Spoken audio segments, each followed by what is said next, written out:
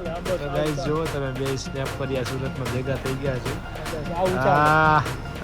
કેવું રે વાહ વાહ મારે હો આ વખતે સુરતમાં વાહ વાહ કેચ વાહ કમ્પ્લીટ કિશન પટેલ વાપસ એક મેચ માં 3 રન માર્યા બબ્બે આની જેમ નો કર 45 રન આ કોહલી વાળો એક દી જોયા આયા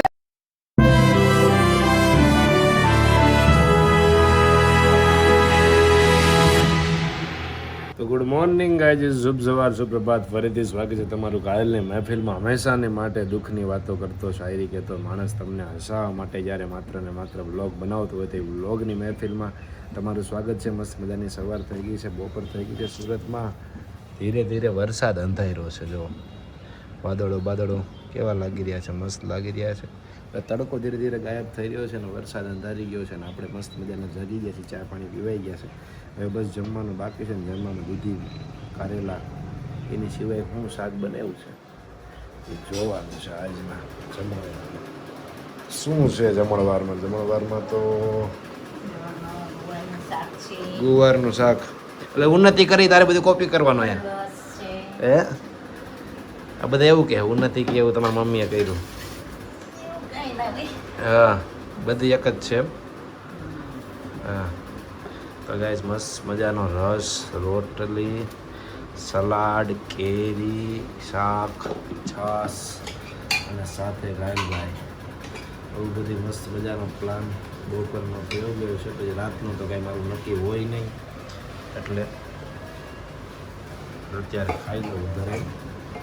કાઢે હવે બહાર જવાનું એવું છે. બટેકા નહીં ખાવ તો પણ ગુવારમાં કોણ ખાય છે ઘરમાં બટેકા? હું ખાઉં છું. હા એવું છે. ખાઈ રહ્યા હાલો ગાય તમે જમી લઈ મળીએ પછી.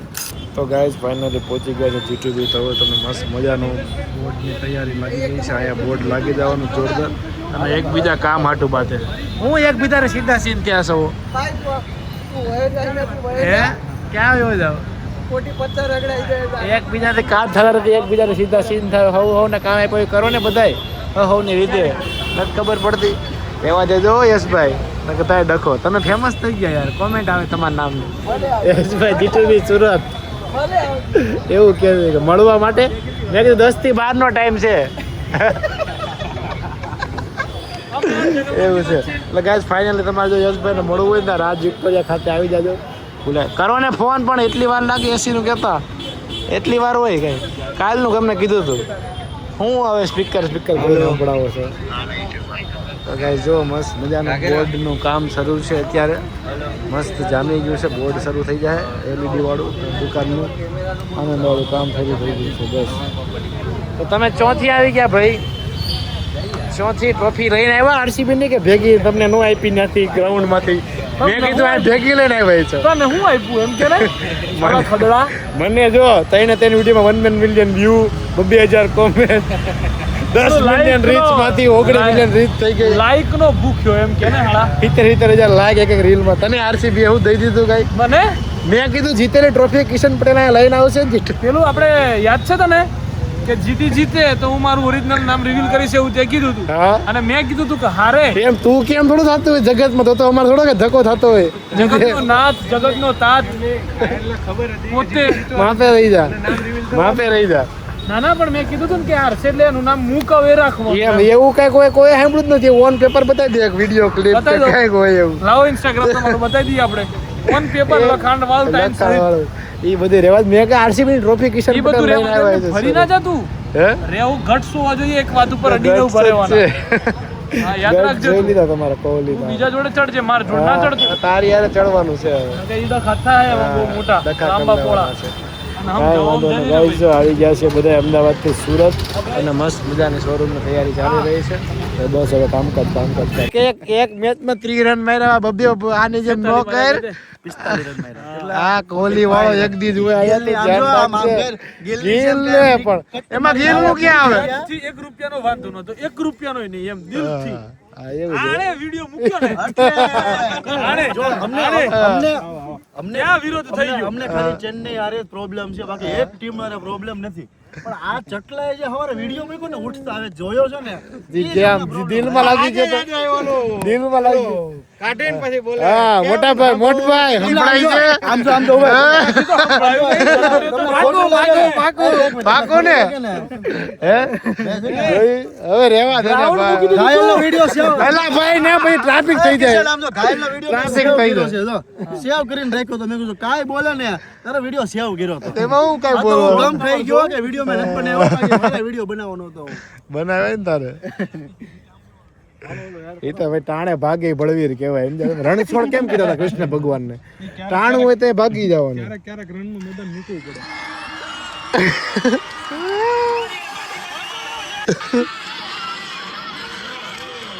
આગળ ભાઈ